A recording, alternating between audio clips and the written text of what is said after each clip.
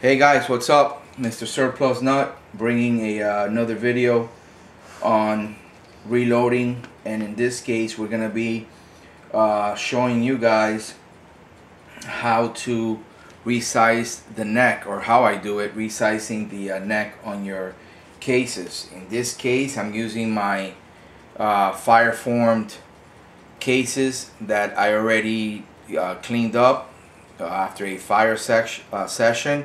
All I did was I came back, I de-primed the cases, pulled the primer out and cleaned the pocket really good, and just threw them in my tumbler.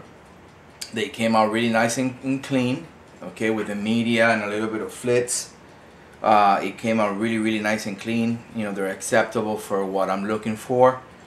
And now I'm gonna go ahead and run them through my press here with my neck die. This is a Lehman 308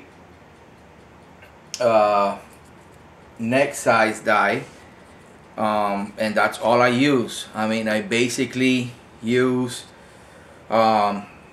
these type of dies. For my bullet seating die, I use my Reddings competition, okay, with the micrometer on top. You're gonna notice that on all these dies that I'm gonna show you, they all have the Lee quick release bushings for the press that I use. This is the Lee Challenger press. I have like a little review on it. It's been awesome. Haven't had no issues with it. So this is what I use. So I got all my dies adapted with the quick release die bushings, which is you press this button up here, okay, and you spin it and they come out. This is the neck die from Lehman. As you see, it also has the quick release bushing. So once you set your dies, you never have to mess with them again. So you just put it there, turn them. Once they click, they're right on the money. So basically these are the dies that I have. I have this, my seating die. I reload for 308 only. Okay, so my seating die is the Reddings competition die with the micrometer on top. Then I use the this is a RCBS standard full length die. This is the die that I use that after I shoot my cases for a long time, and I run them through my body die, which I'm going to show you now, from Reddings, and that doesn't kind of like, you know, fixes the issues as far as the bolt being tight and closing up your action. Then I know I have to full length resize them. Sometimes before I even go to this, what I try to do to try to see if I can also remedy the problem with Reddings body die, it's annealing. I have a video on that on my reloading series. You guys can check that out. I anneal the cases, and what I do is I use a drill. I put the proper tool socket on the end of it with an adapter, and I get like one of those soft solder little propane tank torch. I set it here on the bench. I have a video on that too, and you guys can see. Oops, drop the case. You guys can see how I anneal the shoulder area, and like a little bit of the quarter of the actual top of the case below the shoulder, and that softens the brass a little bit, where you can manipulate it through the body die again, the Reddings body die, and get it back to how you want to. Sometimes after reshooting it so many times, the brass gets really hard, where I mean it just gives you a hard time trying to resize it or you know, put it through that body die. And at all these, while you're doing all this, you always gotta keep track of the material and the actual case. Make sure that the head, which is the end here of the case where the primer goes, that's your head, has no, you know, issues, and that your neck hasn't split or cracked or has hairline of a crack from stress and being resized so many times. That's why I always recommend to use either Lapua or Norma cases. Third choice will be, I don't want to say by Hornady cases, or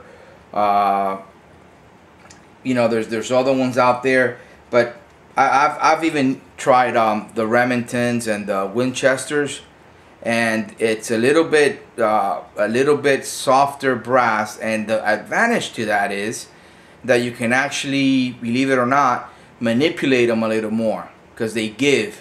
They're not as thick as the actual width of the whole body, of the whole of the not the body, the whole wall of the construction of the case. So they're more givable.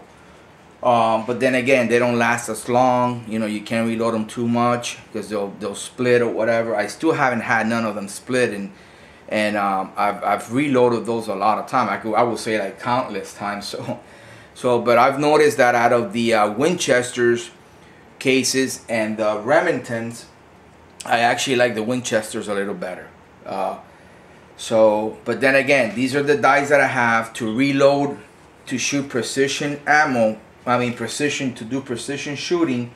You don't really have to go with like how some people recommend, you know, getting all redding dies or like competition dies, even on their full length body die, their neck dies, that they use those little different size bushings for whatever diameter you want to resize your neck to.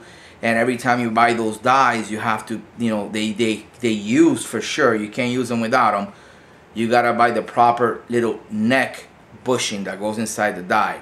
I didn't want to go through that, so I'm gonna show you my kind of like setup as far as my dies before we go into this resizing of the neck.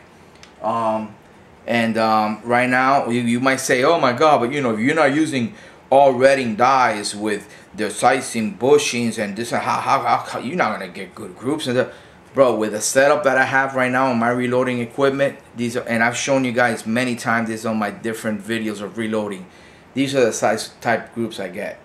Okay, and as you can see, they are outrageous groups. Okay, look at that one there. That's one of my best that I've had overall in all my shooting sessions. All these are 5-shot groups.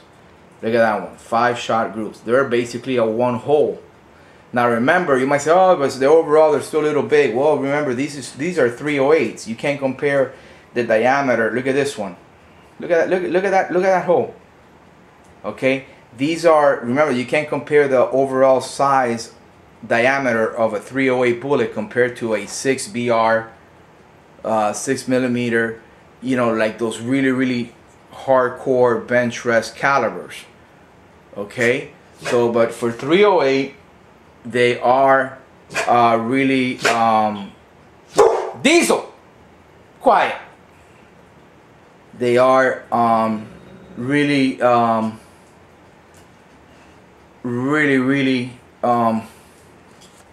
very tight groups. Okay, so this is basically what I got. Going back to this again, my special seating die, this I do recommend to any reloading. Your seating die should be the best die possible you can get your hands on. And right now it's only like about $70–80. You're not gonna break the bank, you know, come on.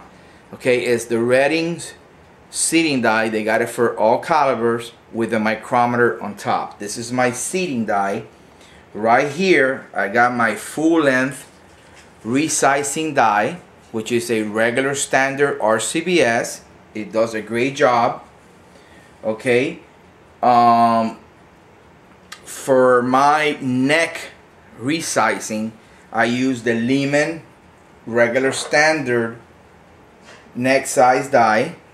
Okay, this die is outrageous. The size is really good, works good. Once you tie this little nut up here to get the proper length on your decapper and plunger, you haven't had no problems with it. So basically that's it. We're gonna go ahead and show you guys. Oh, I wanted to show you guys something. This is the Reddings body die that I use. Okay, it has no internal parts.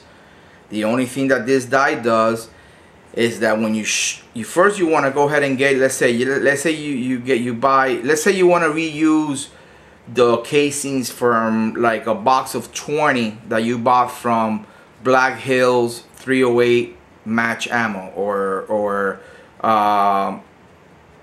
gold medal, federal gold medal match. Okay, and you want to reuse those cases, which I've had in the past when I started shooting. I will keep them. They're pretty decent cases. Okay, and you shoot those, and boom, you end up with, let's say, 20 cases. You shot that whole box. You want to start working those cases. Now those cases have been body formed to your chamber of your gun. All you have to do is deprime it, take the primer out, clean the pocket, clean the cases in whichever way you can clean them, and reload them. All you have to do right after that point is resize the neck, obviously, so you can seat your bullet and have the proper pressure around the bullet. Okay, and you can shoot them. Okay, now a lot of people, what they do is they get a neck die. This is the neck die right here from I'm sorry, the one I have on the press. This is the neck die that I use from Lehman. Okay, and they, on these die, they're basically set up, unless you adjust them, to resize the whole length. Okay, the whole length of your neck. I don't do that. I don't resize that because sometimes it gives you runouts, and that's what you want to stay away from.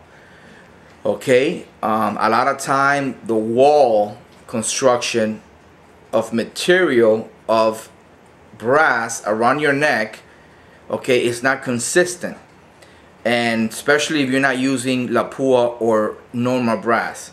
Okay, it's very thin, it's inconsistent. So when you put pressure on your neck, on the whole length of the neck, while you're seating your bullet, okay, you put pressure on that. What happens is, since the wall circumference of your neck on your case is not completely even, you're going to end up having more pressure on one side of the circumference of your actual neck than the other side. So when the bullet gets fired out of the gun, the bullet will get released, okay, will get released on one side, which has the less material than the other, obviously, because it's got less pressure when it was seated by the die. So that's where people have problems. So that's why you hear that they go ahead and they turn their necks. They put it in this tool that completely evenly shaves material out of the neck, and it leaves it at a complete even circumference as far as your material around your neck. Alright, we'll come back and pick this up right now.